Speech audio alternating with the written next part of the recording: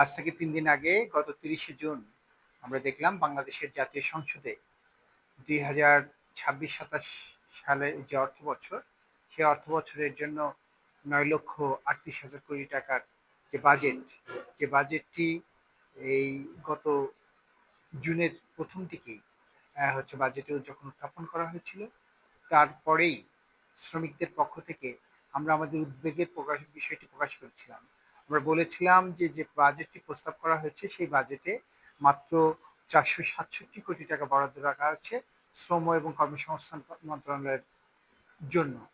শ্রম এবং কর্মসংস্থান মন্ত্রণালয়টি বাংলাদেশের প্রায় যে ৭,৩৬,০০,০০০ যে শ্রমজীবী মানুষ, সেই শ্রমজীবী মানুষের যে শ্রম অধিকার, সেই শ্রম অধিকার বাস্তবায়ন যাদের দায়িত্ব যে শ্রমিকদের যে ৫টি বিষয়ের ১০টি আন্তর্জাতিক যে মৌলিক কনভেনশন রয়েছে, যার মধ্যে বৈষম্য নিরসনের কথা রয়েছে, যার মধ্যে জবরদস্তি শ্রমের কথা রয়েছে, যার মধ্যে শিশু শ্রমের কথা রয়েছে, যার মধ্যে কর্মক্ষেত্রে দর কষাকষির যে বিষয়, সেই বিষয়টি নিশ্চিত করার কথা রয়েছে এবং যার মধ্যে পেশাগত স্বাস্থ্য এবং নিরাপত্তা নিশ্চিত করার কথাগুলো রয়েছে।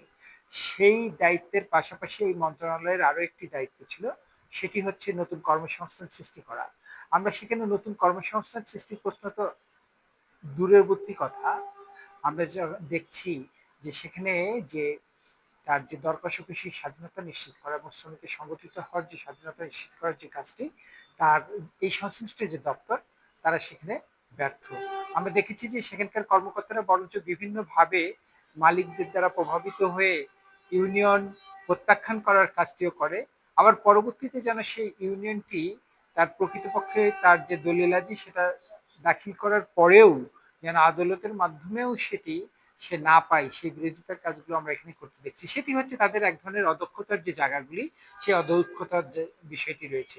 তার পাশাপাশি চেয়েও বড় যে বিষয়টি, অর্থাৎ এখানে একটা প্রপার যে মনিটরিং এবং যে অ্যাকাউন্টেবিলিটি, সেটি নিশ্চিত করার জন্য যে কাঠামোগত দিক, সেটি দুর্বলতা রয়েছে।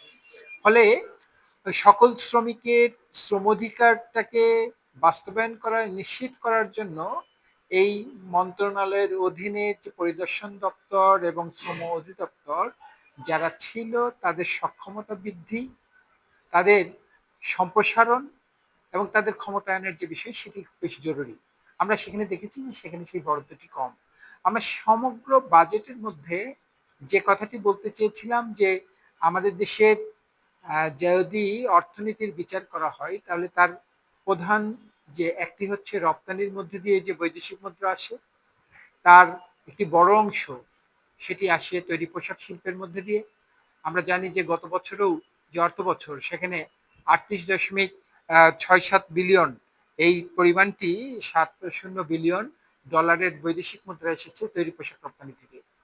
যদিও এই প্রবৃত্তিটি গত বছরের তুলনায় 1% বা 1.6% কম, কিন্তু আমরা দেখেছি যে যে মাত্রাই কম, তার তুলনায় আমাদের দেশের একটি বড় অংশের বিভিন্ন জায়গার মালিকরা ক্ষমতার পরিবর্তনের পাশাপাশি তার এই শিল্পের যে অবস্থান, সেখানকার মালিকানা পরিবর্তনের যে প্রক্রিয়া, সেটা আমরা দেখেছি।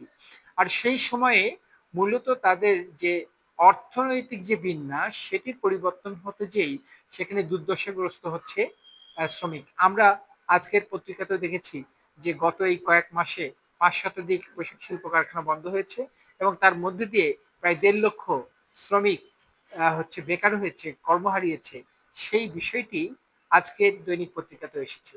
কিন্তু সেই শ্রমিকদের সুরক্ষার জন্য আমরা দাবি করেছিলাম যে তাদের সামাজিক নিরাপত্তা প্রয়োজন, তাদের যখন আয়ের নিরাপত্তা প্রয়োজন, তারা যখন কাজে থাকবে না, বেকার, সেই সময়ে তার সুরক্ষার দরকার। আমরা বলেছিলাম তার প্রত্যেক শ্রমজীবী মানুষের খাদ্য নিরাপত্তাটা নিশ্চিত করতে হবে, তার চিকিৎসা নিরাপত্তাটা নিশ্চিত করতে হবে এবং এই জন্য সুনির্দিষ্টভাবে বরাদ্দ রাখতে হবে। আমরা দেখেছি যে বাজেটে সরকার স্বাস্থ্য খাতের বরাদ্দ আগের তুলনায় বাড়িয়েছে, আমরা দেখেছি বাজেটে শিক্ষা খাতের আগের তুলনায় বরাদ্দ বাড়িয়েছে, কিন্তু এই কোনো বরাদ্দেই শ্রমজীবীদের জন্য এই অংশটি সেইভাবে নির্ধারিত করার অবস্থার বিষয় নেই। আমরা জানি যে কোনো ক্ষমতার অবস্থানের ক্ষেত্রে সরকারের দায়িত্ব তার দুর্বল যে অংশটুকু, সেই অংশটুকুর জন্য সুরক্ষার যে বিষয় বিশেষ ব্যবস্থা করা। তো সেই প্রেক্ষাপটে নিশ্চয়ই সরকারের জানা রয়েছে যে রাষ্ট্রের যে ক্ষমতা ভারসাম্য সেখানে সবচেয়ে পিছিয়ে পড়া অংশ, সবচেয়ে দুর্বল অংশ হচ্ছে শ্রমজীবী মানুষ। ফলে সেই শ্রমজীবী মানুষের সুরক্ষার প্রশ্নটি অবশ্যই বাজেটের মধ্যে আলাদাভাবে সুনির্দিষ্ট করে উল্লেখ করা দরকার ছিল। আমরা হতাশ হয়েছি যে ক্ষমতাসীন দল, যে দলটি রাষ্ট্র পরিচালনা করছে, সেই দলের যে নির্বাচনী ইস্তেহার, সেই নির্বাচনী ইস্তেহারে সুনির্দিষ্ট করে শ্রমজীবীদের জন্য তাদের সামাজিক সুরক্ষার শক্তিশালীকরণের কথা বলা হয়েছে। আমরা লক্ষ্য করেছি যে তাদের সেই নির্বাচনী ইস্তেহারে সুনির্দিষ্ট করে 1 কোটির বেশি কর্মসংস্থানের যে কথা, সেই কথাটি বলা হয়েছে। তাহলে আমি কর্মসংস্থানের কথা বললাম, অথচ এই কর্মসংস্থানের শোভন হবে কিনা, কর্মসংস্থানটিকে শোভন করার জন্য যে ক্ষমতায়নের যে জায়গাটি, সেই জায়গাটি আমি পদক্ষেপ নিলাম না। তার অর্থ আমার আসলে এই প্রতিশ্রুতির সাথে পদক্ষেপটি সাংঘর্ষিক বলেই শ্রমজীবী মানুষের কাছে প্রতীয়মান হলে আমরা মনে করি। আরেকটা দিক যদি আমরা লক্ষ্য করি, তাহলে আমরা দেখতে পাচ্ছি যে আমাদের যে প্রবাসী আয়, সেই প্রবাসী আয়ে রেকর্ড পরিমাণ সম্প্রসারণ ঘটেছে। 2025-26 অর্থ বছরে $35 বিলিয়ন প্রবাসী আয় থেকে এসেছে, যে বিষয়টি আমাদের যে বৈদেশিক রিজার্ভ, সেই রিজার্ভকে ঝুঁকিমুক্ত করেছে, সেটাকে স্ফীত করেছে। অথচ এই প্রবাসী কর্মীদের, তাদের কল্যাণের জন্য দায়িত্বপ্রাপ্ত যে মন্ত্রণালয়, সেই মন্ত্রণালয়ের বাজেট সংশোধিত, গত বছরের সংশোধিত বাজেটের চেয়েও 51 কোটি টাকা কম।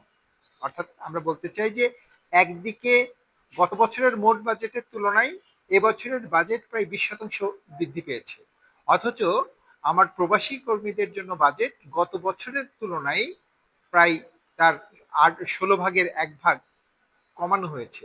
তাহলে যদি আমরা 20% মোট বাজেট স্ফীতি এবং তার বিপরীতে প্রবাসী কল্যাণ মন্ত্রণালয়ের বাজেটের যে হ্রাসকরণ, এই দুটিকে যদি আমরা তুলনা করি, তাহলে আমরা বলতে পারি যে প্রবাসী কল্যাণ কর্মীরা, তারা হচ্ছে যেখানে রাষ্ট্রের অর্থনীতিকে শক্তিশালীকরণের জন্য ভূমিকা রাখছে, তার বিপরীতে প্রবাসীদের অভিবাসী ব্যয়টাকে কমানো, প্রবাসে তাদের নিরাপত্তা নিশ্চিত করা, রাষ্ট্রের অবদানের জন্য তাদেরকে একটা মর্যাদা, সেটি আমরা যদি আভ্যন্তরীণ ব্যবস্থায় আমার প্রবাসী কর্মীর মর্যাদা নিশ্চিত করতে পারি, সেইটি হচ্ছে প্রবাসী তার মর্যাদার জায়গাটি তৈরি করবে।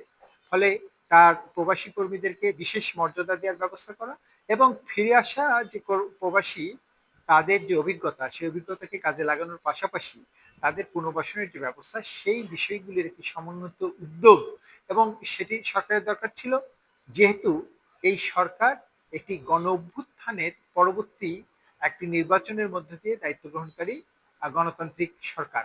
ফলে অবশ্যই সেই অভ্যুত্থানের যে প্রধান স্লোগানটি ছিল, সেটি হচ্ছে বৈষম্য বিলোপ। আমরা জানি অভ্যুত্থানের পূর্ববর্তী অবস্থানে যে আন্দোলনটি ছিল, সেই আন্দোলনটির মূল চেতনাকে অভ্যুত্থান পরবর্তী যারা এই রাষ্ট্র ক্ষমতার নিয়ন্ত্রণ নিয়েছিল, তারা ধারণ করে নাই। কিন্তু অভ্যুত্থান পরবর্তী রাষ্ট্র ক্ষমতায় যারা ছিলেন, তারা অভ্যুত্থানের চেতনার সাথে বিশ্বাসঘাতকতা করার কারণেই অভ্যুত্থান পূর্ববর্তী সরকারের যে স্বৈরাচারী শাসন ব্যবস্থা, সেটার বৈধতা দেয় না।